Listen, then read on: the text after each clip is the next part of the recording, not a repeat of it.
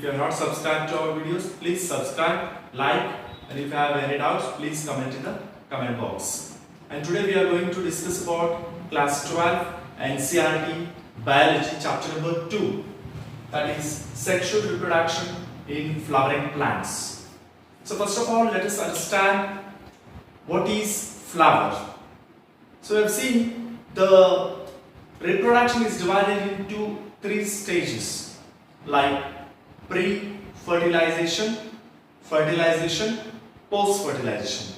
Let us start first pre-fertilization events. So in the plants, the pre-fertilization event is the production of flowers.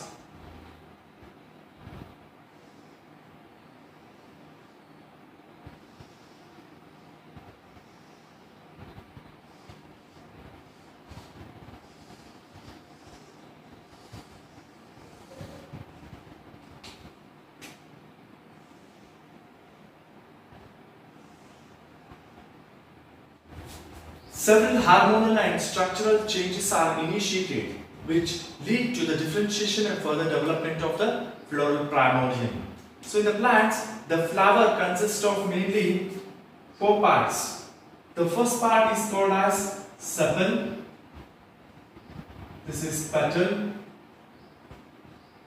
So sepal, nothing but it's a calyx. Calyx made up of sepals. Then corolla made up of petals. Then we have male reproductive system and female reproductive system.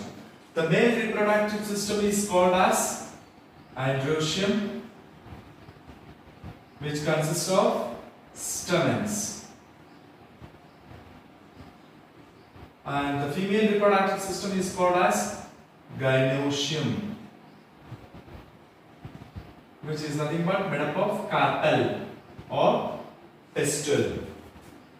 Here the word of stamen represents androecium, male reproductive system, and a word of carpels represent female reproductive system, that is gynoecium.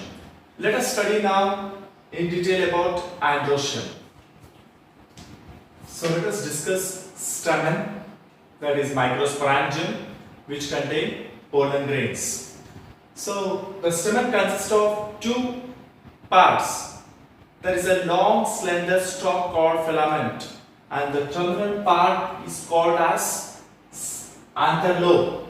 It consists of bilobal structure, and the proximal end is connected to the petal or thalamus, and the other end consists of anther lobe.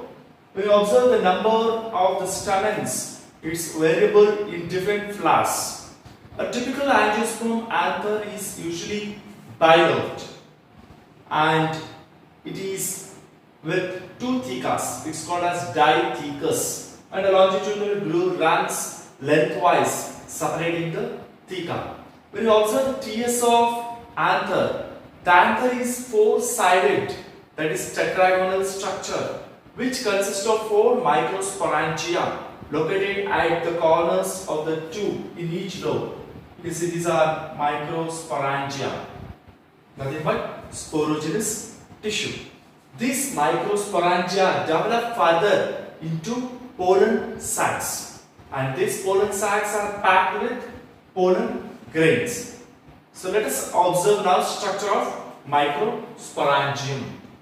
So structure of microsporangium. The microsporangium is generally surrounded by 4 wall layers, and it looks circular in outline. As you come with one by one, you can see first epidermis, next endothecium, and then middle layers, tapetum, and you can find the microspore mother cells inside. So the epidermis and the endothecium, as well as middle layers, they help in protection as well as dehiscence of the anther to release the pollen grains. And the innermost wall layer is tapetum. So tapetum is a nutritive layer. It acts as a nourishment layer for the developing pollen grains because cells of the tapetum possess dense cytoplasm, and because of that they may have more than one nucleus and they supply food for the developing pollen grains. When the anther is young, a group of sporogenous tissue which is compactly arranged can be seen in the center of each microsporangium. When the anther is young, there is always some sporogenous tissue present at the four corners. And here the process of development of the sporogenous tissue by meiosis to produce the pollen tetrad is called as microsporogenesis. So what is microsporogenesis? The process of development of pollen grains from the pollen mother cell is called as microsporogenesis. And each sporogenous mother cell is potential. It can develop pollen grains. So here this process of formation of microspores from the pollen mother cell through meiosis is called as microsporogenesis. And these are arranged in a cluster of 4 cells. We call them as microspore tetrad. So the anthers mature and dehydrate and the microspore tetrad dissociate from each other and the pollen grains are released. And this is how the microsporogenesis takes place. Now we will study the structure of pollen grain. Pollen grain is a male gametophyte, and we know that this is produced in the anther lobe. You can see the yellow powder mass attached to the anther lobe. That is nothing but it's a pollen grain. So each pollen grain consists of 25 to 50 micrometers in diameter, and it consists of 2 walls. The outer wall is called exine and the inner wall is called intine. So the outer wall is known as exine and the inner one is called intine. Exine and intine. So here the exine is made up of a hard substance which is called as sporopollenin. Sporopollenin is the hardest material which is found on this earth. No enzyme that degrades sporopollenin is so far known. So it is very tough covering which is most resistant organic material. And sporopollenin, it's a unique feature of the plants where here sporopollenin can be seen on the exine. And there are some areas on the exine where sporopollenin is absent. It is called as germ pore. Example you can take here. This is called as germ pore. The areas where the sporopollenin is absent, which has prominent apertures, it's called as germ pore. So pollen grains are well preserved as fossils because of the presence of sporopollenin. And the exine exhibits various fascinating array of patterns and designs. And it varies from species to species. Coming to the second one, which is called as intine. The intine is made up of, it is very thin, it is present just below the exine. It is made up of cellulose as well as pectin.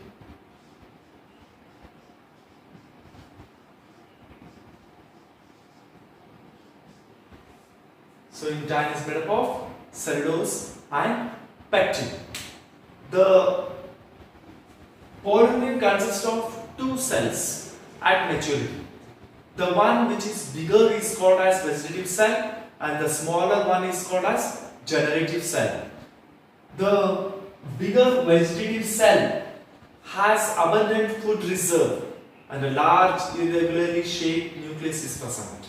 And the generative cell, which is smaller and floats in the cytoplasm of the vegetative cell, and here it is spindle shaped and then contains dense cytoplasm as well as a nucleus. In over 60% of the angiosperms, you can see pollen grains are released in two-celled conditions. So 60% of the angiosperms, so they are released at the pollen grains are released at the two-celled condition or two-celled stage.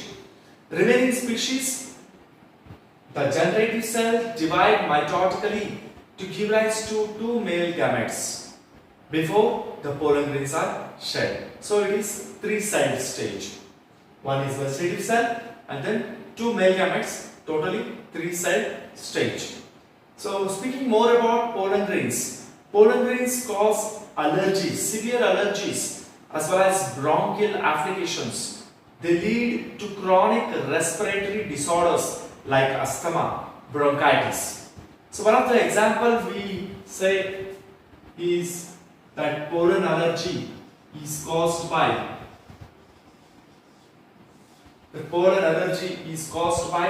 Parthenium. Parthenium species. So this Parthenium, which is also called as carrot grass in India, is a contaminant which comes as contaminant with imported wheat. So, and it has become very ubiquitous everywhere you can see, and it causes pollen allergy. So speaking about more pollen grains, they are very rich in nutrients and it has become a trend to use pollen tablets as a food supplements, and a large number of pollen products also is used in the form of tablets which are available in the market. And this pollen consumption has seen that there is increasing the performance of the athletes as well as race horses. So here pollen grain, we have studied about stamen, which consists of microsporangium, which consists of pollen grains as a male gametophyte, and pollen allergy as well as pollen nutrition. How much time the pollen grains are alive before they pollinate the other flowers? So it is seen that in some cereals like rice and wheat, pollen grains lose their viability within 30 minutes. And then some like Rosaceae, Leguminosae and Solanaceae, they maintain viability for months. And you have heard about storing semen and sperms, including these human cells, that is called as cryopreservation. So likewise, even pollen grains can also be stored and they act as pollen bank, like seed banks that help in crop breeding programs. So in the next video, we'll learn about the female reproductive system of the flower.